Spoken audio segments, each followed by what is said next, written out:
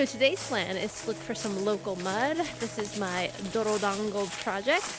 I want to make some beautiful spheres of mud.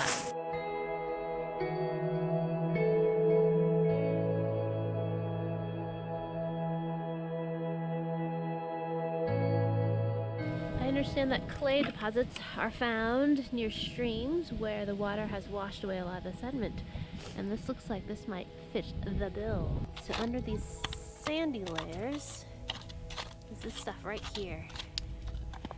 It's sticky.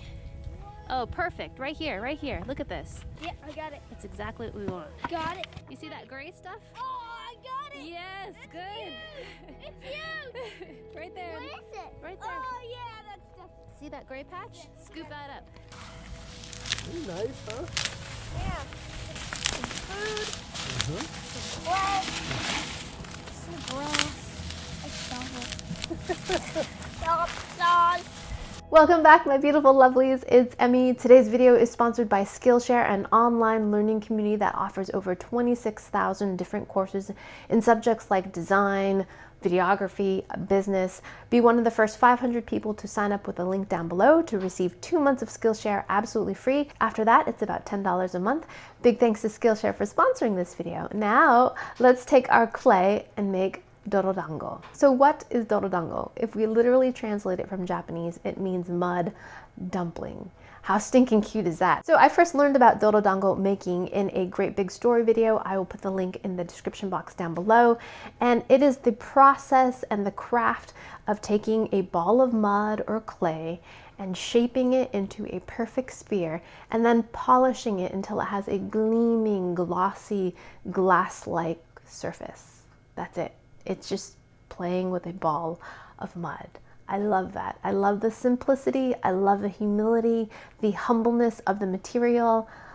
Everything says, Emmy, make this. So after I watched that great big story video, I went onto YouTube, which is a beautiful place in terms of wanting to learn about anything, and I just binged on anything Dorodango. As always, I will put all those links down in the description in case you're interested. I'm going to base my technique loosely on the Nido project video that I watched. Again, I'll put the link down below. So after we collected our clay, and we also collected some sand as well, we're going to use 1 part clay and 1 part sand, and then we're also going to include a few pinches of dried grass or straw. So my sons and I took scissors and cut the straw into tiny little pieces, and this is going to help keep the Dorodango together. It's going to offer some strength. And then we're going to add about a 1/2 part of water.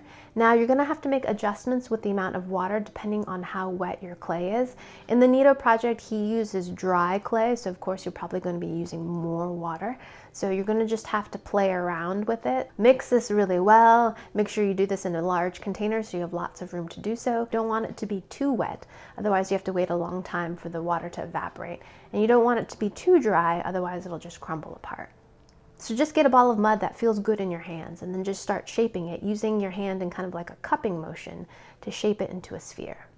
Now we're going to set this aside, and we have to let the ball dry out a little bit before we can start really shaping it. So after a couple hours, we are now ready to start getting the ball perfectly spherical. And how we do that is really simple. You just use a series of jars like this. Any old jars that you can find. I found that ones that had a little bit wider mouth were really good for finishing work, really good for polishing.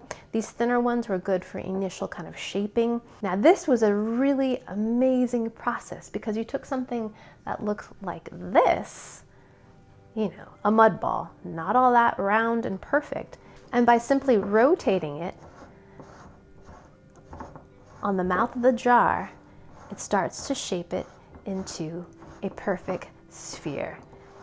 The surface starts to get more burnished. As you can hear in the beginning, there's a kind of sandy or gritty sound. And as the surface gets more and more polished, that sound disappears.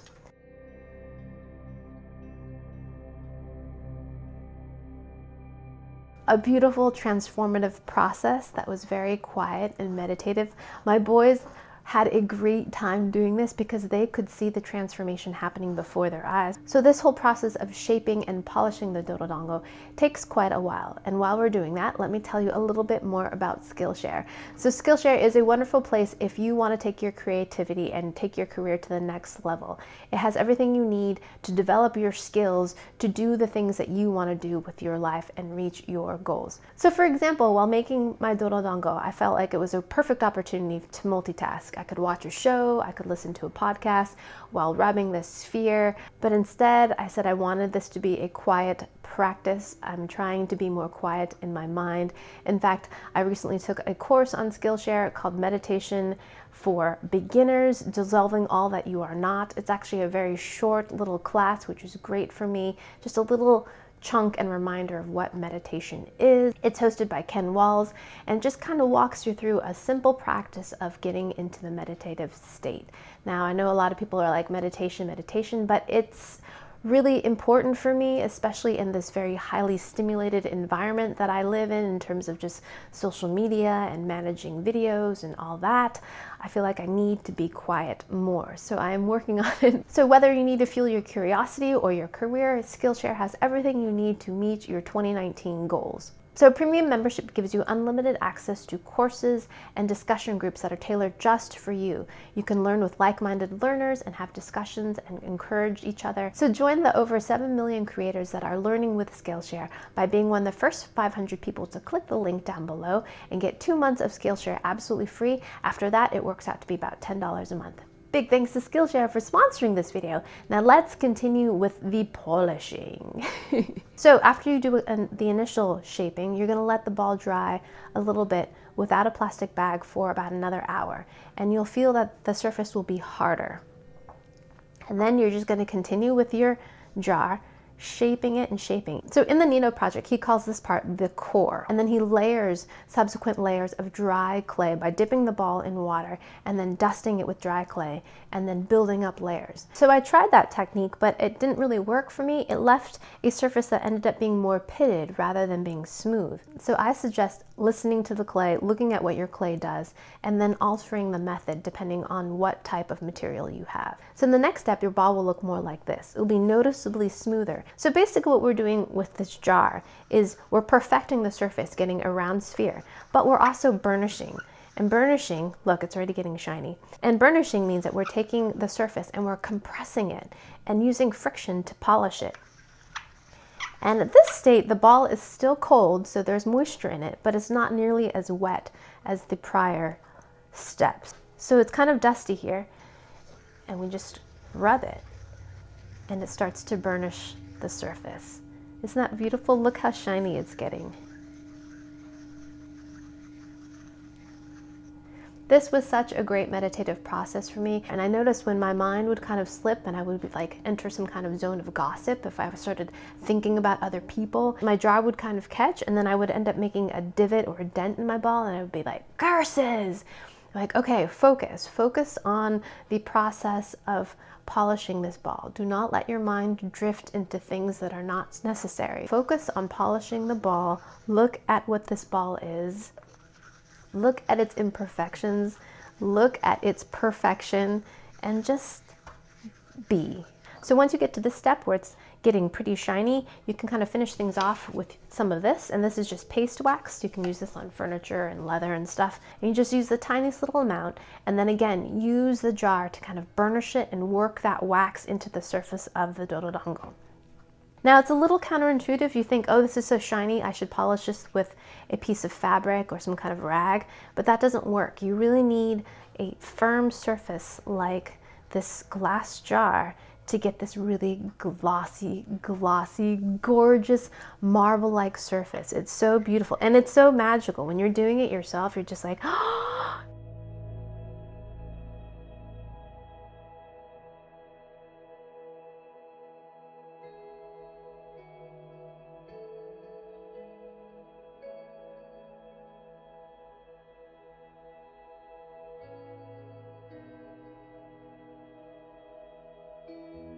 So now that I've had some success with the Dorodango, it begs to be asked, should I tackle the aluminum ball? And I'm leaning towards yes, but do let me know what you think in the comments down below.